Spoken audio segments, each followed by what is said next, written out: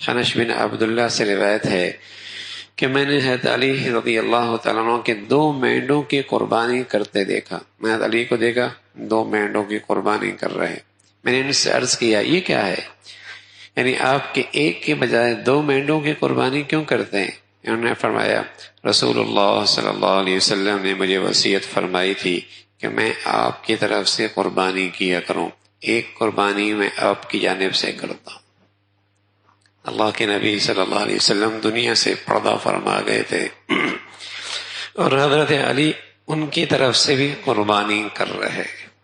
اور کیوں نہ کرے، اللہ رب العزت اگر خوشحالی دے، وسائل دے. اللہ کا نبی اس امت کی طرف سے قربانی کیا کرتے تھے. اللہ نے امت کے افراد کو خوشحالی دی ہے.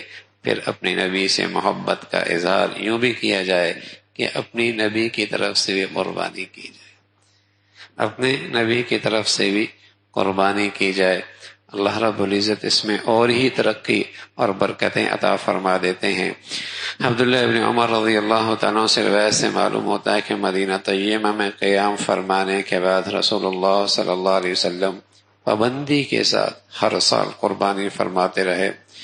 اور حضرت علی کرم اللہ وجہہ کی حدیث سے معلوم ہوا کہ آپ کے جانے کے بعد بھی حضرت علی رضی اللہ تعالیٰ عنہ آپ کی طرف سے قربانی کیا کرتے تھے، اور اس کے مطابق آپ نے جو انہیں کہا تھا حضرت علی رضی اللہ عنہ کا عمل اور معمول رہا ہے.